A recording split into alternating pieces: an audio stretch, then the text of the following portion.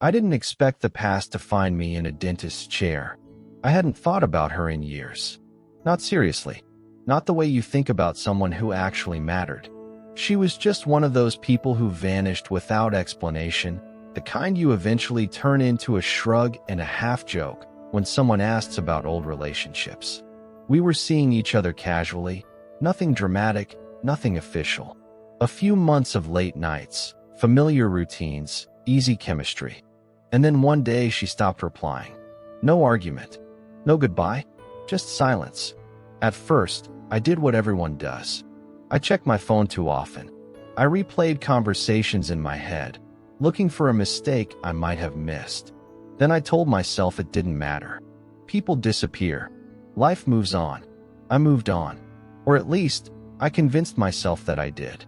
5 years passed. I changed jobs. I changed routines. I changed cities. Her name faded into the background of my memory, filed away under things I would never get closure for. And honestly, I was fine with that. Closure is overrated. You don't always need answers. Sometimes the absence of someone becomes the answer. Then, one random afternoon, I broke a tooth. It wasn't dramatic. No accident. No story. Just one of those moments where your body reminds you that it has its own plans. I felt the crack, felt the sharp edge, and immediately knew I couldn't ignore it. I searched for the nearest dental clinic to my office, booked the first available appointment, and walked in thinking about nothing more than how long it would take and how much it would cost. I sat in the waiting room scrolling on my phone, barely paying attention. The place smelled like disinfectant and mint. Soft music played in the background. A door opened, and someone called my name. I looked up, and for a second, my brain refused to cooperate. Because standing there, in a white coat, holding a clipboard, was the woman who had vanished from my life 5 years earlier. She froze when she saw me. I could see it immediately. That split second where recognition hits before professionalism kicks in. Her eyes widened just enough to tell me this wasn't in my head.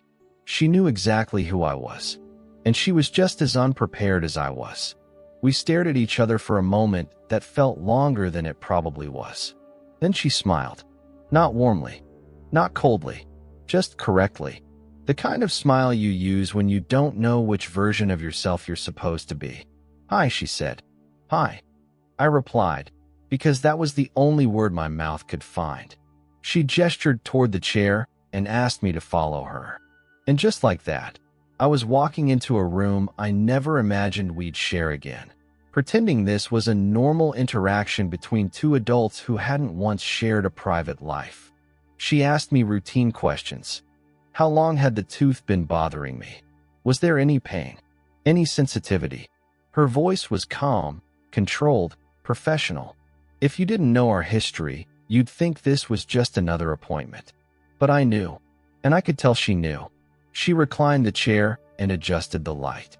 I lay back, staring at the ceiling, feeling an odd mix of disbelief and tension settle into my chest. This wasn't a dramatic reunion. There was no confrontation, no awkward jokes, just the quiet reality of two people forced into proximity by coincidence. As she worked, I tried not to think about the last time I'd seen her, the unanswered messages, the way she'd simply erased herself. I told myself this didn't mean anything, that the universe wasn't sending a message, that it was just bad luck with good timing. But then things started to feel off. I'm not an expert. I don't know what dental work is supposed to feel like beyond the basics. Pressure, vibration, mild discomfort. But this felt different, sharper, less careful. I flinched once, then again. She paused briefly, asked if I was okay, and continued. At one point, something slipped. A tool pressed too hard. Pain shot through my jaw, quick and unmistakable.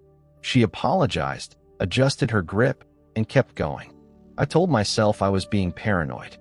But lying there, unable to speak properly, staring at the ceiling while someone who once disappeared without a word worked inside my mouth, I couldn't stop the thought from forming. Was this intentional? I had no proof. No reason to accuse her of anything. and I wasn't about to say something stupid mid-procedure. So I stayed quiet. I did what I've always done best in uncomfortable situations. I endured. When it was over, she sat me upright and explained what she'd done, what needed follow-up, and what I should expect over the next few days. Her tone was neutral, efficient, the kind of explanation she'd given hundreds of times to strangers. I paid at the front desk and left. Outside, I stood on the sidewalk for a moment, touching my jaw, feeling a dull ache that hadn't been there before. The tooth felt worse than when I'd walked in.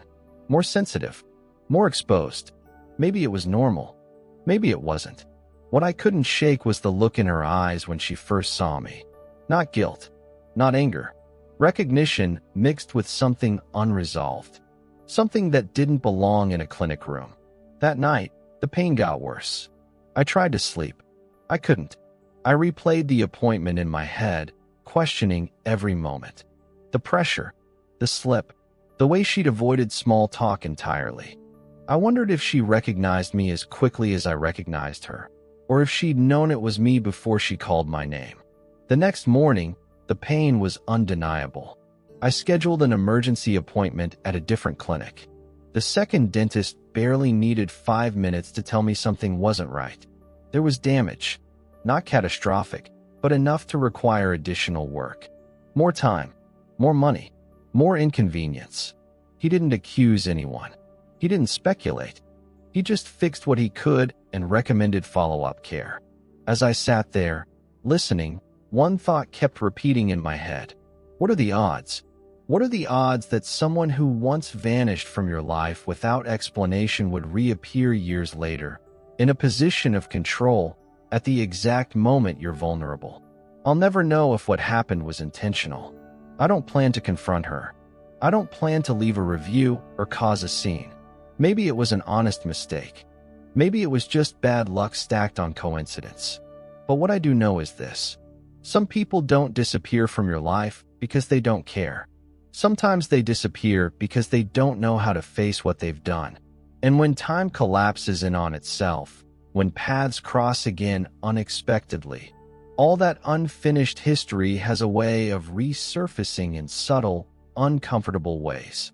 I walked into that clinic thinking I needed a quick fix. I walked out realizing that the past doesn't always come back with words or explanations. Sometimes it comes back quietly, professionally, smiling, and leaves you wondering whether the damage was accidental or long overdue. And now I'm looking for a new dentist.